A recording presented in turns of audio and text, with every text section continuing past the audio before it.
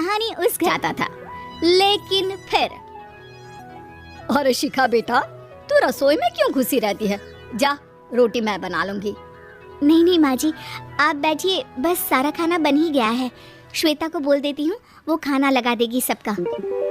Sorry भाभी, मेरे पास वक्त नहीं है। माँ, मुझे पैसे देना, पार्लर जाना है। हाँ चली जाना, भाभी को भी ले जाना। वो भी जाने को बोल रही थी पार्लर, पर पहले ना मदद कर दे उसके खाना लगाने में। देख माँ, वो बहू है, उसे बहू रहने देना। इतना सर पर मत चढ़ा भाभी को। श्वेता, ज्यादा मत बोला कर। बहू और बेटी में कोई फर्क नहीं होता है। जा जाकर काम कर। ननद को माँ का भाभी से इस तरह प्यार करना बिल्कुल अच्छा नहीं लगता। वो बार बार किसी न किसी तरह माँ को भाभी के खिलाफ भड़काती रहती, लेकिन कोई फायदा ना होता। एक रोज, अरे बेटे किशन, जा बहू को कहीं घुमा कर ला। सारा दिन घर में काम करती रहती है। हाँ माँ, हम लोग जा रहे हैं ना गोवा। अच्छा जी, भाभी ने तो हमें बताया भी नहीं। वैसे तो सारी पंचायत करती है, ये गोवा वाली बात क्यों छुपा गई हमसे? अरे क्योंकि उसे खुद नहीं पता था बहन। मुझे टिकट सस्ती मिल रही थी तो मैंने बुक कर दिया। हाँ शिखा, पैकिंग कर ले, संडे हम जा रहे हैं गोवा। दोपहर में शिखा पैकिंग कर रही थी कि सास आ जाती है। ये क्या बहू, साड़ियाँ? अरे गोवा जा रही है घूमने या फिर शादी में मायके हैं? माँ जी, ऐसा कुछ है ही नहीं, समझ में नहीं आ रहा क्या रखूं कपड़े में। अरे तेरी और श्वेता की साइज तो एक ही है, उसके कुछ मॉडर्न कपड़े ले ले, आकर लौटा देना। हाँ माँ जी, ये ठीक रहेगा। शिखा श्वेता के पास जाती है और उससे कपड़े मांगती है। ना जी ना, मैं अपने कपड़े ना दूं, वैसे भी फैल जाएंगे मेरे कपड़े, बहुत महंगे वाले हैं। शिखा मुंह लटकाकर कमरे में आ जाती है तो सास कहती है, चल तैयार हो जा, तुझे मैं शॉपिंग करा कर लाती हूँ गोवा की। बस फिर क्या था, सास बहू निकल जाते हैं मार्केट और एक से बढ़कर एक ड्रेस खरीद कर घर आते हैं। पहले बता देती कि नए कपड़े दिलाने वाली है भाभी को, तो मैं अपने ही दे देती ना भाभी को, मुझे दिला देती नए कपड़े। देख श्वेता, परिवार का मतलब सबके साथ रहना होता है, ना कि सिर्फ अपना सोचना। वैसे भी तुझे अच्छे संस्कार सीखने चाहिए। और रही बात कपड़ों की, तो शिखा, आज से घर पर भी तू मॉडर्न कपड़े ही पहनेगी। कोई जरूरत नहीं है ये साड़ी वाड़ी लपेटने की। अब क्या था, घर पर श्वेता और शिखा एक जैसे रहते। एक बार पड़ोसन आती है। अरे बेटा, अपनी माँ को तो बुलाना जरा, बात करनी है। शिखा सास को बताती है और रसोई में चली जाती है। ये आपकी बेटी बहुत बड़ी हो गई है, इसके लिए एक रिश्ता है, कहो तो बता दूं। ये बेटी नहीं बहू है, घर में सब एक जैसा ही रहता है। वैसे मेरी बेटी भी बड़ी हो गई है, कोई रिश्ता हो तो जरूर बताना। पड़ोसन रिश्ता लेकर उन लोगों के घर आती है। तब श्वेता की होने वाली सास कहती है, तो ये घर है, कितने मंजिल का है? और ये बहू ने आपकी क्या पहन रखा है, जीन्स टॉप? अरे भाई, साड़ी वाड़ी नहीं है क्या इसके पास? देखिए, सर्दी है तो साड़ी में बहू कैसे मैनेज करती, वैसे पहनती है साड़ी भी। देखिए, हम लोग ठहरे पैसे वाले लोग, कोई कमी नहीं है हम लोगों के पास पैसों की, बहुत पैसे हैं, जमीन, नौकर चाकर, कार, सब कुछ है, लेकिन घर में संस्कारी बहू चाहिए। समझ रही हैं ना आप? सास कुछ कहती कि श्वेता बोल पड़ती है, हाय रे, नौकर चाकर से लेकर जमीन, कार, पैसा, हाँ, मुझे रिश्ता मंजूर है मुझे। अरे रुक जा श्वेता, मैं बात कर रही हूँ ना। देखिए, हम लोगों के घर इतनी आजादी नहीं मिलेगी।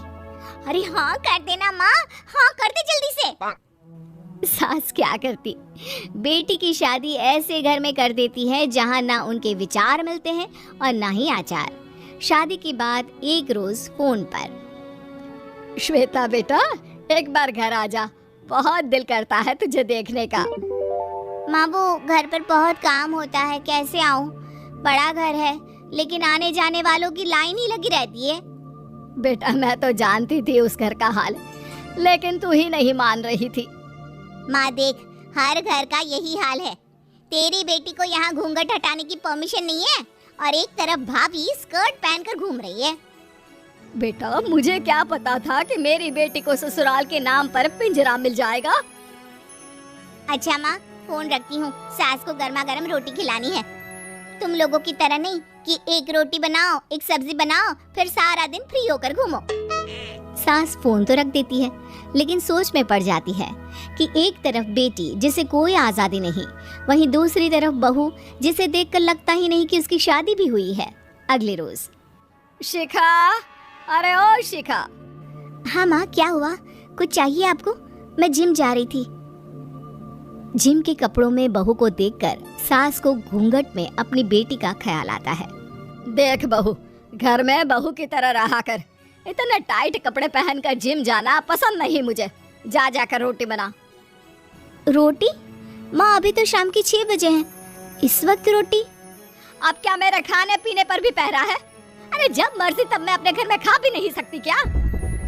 बहू को अजीब लगता है। वो समझ नहीं पाती कि जो सास कल तक इतनी सपोर्टिव थी, उन्हें अचानक से क्या हो गया। वो किचन में जाती है, गरम रोटी के साथ 2 तरह की सब्जी, रायता, सलाद सब लेकर सास के पास आती है। माँ जी, खाना।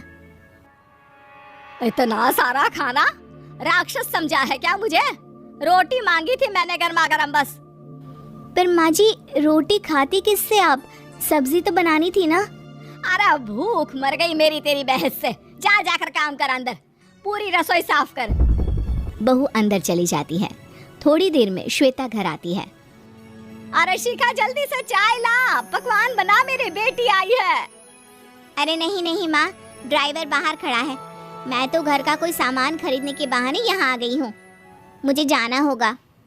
अरे बेटा, पर कितने दिनों बाद देख रही हूँ तुझे, रहने आ जाना 2-4 दिन के लिए। आ जाऊंगी माँ, जब मेरी सास मरेगी तब। मैं तो रोज मन्नत मानती हूँ कि मेरी सास मर जाए तो अच्छा है। अच्छा चल, जा रही हूँ माँ। हे भगवान, कैसे कैसे दिन देखने पड़ रहे हैं मेरी बेटी को। सास अंदर जाती है, जहाँ श्वेता की जिम वाली सहेली का फोन आया होता है।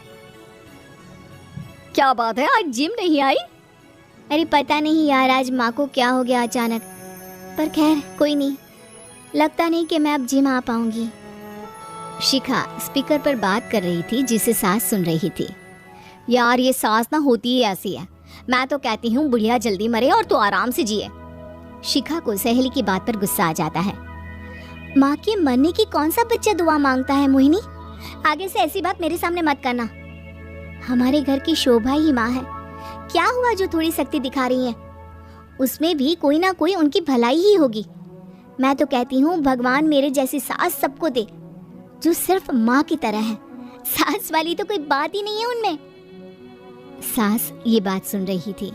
उनकी आंख में आंसू आ जाते हैं कि क्यों वो बेटी की किस्मत में बहू को भी भागीदार बना रही थी। शिखा, अरे ओ शिखा, क्या हो गया? जिम नहीं जाना क्या?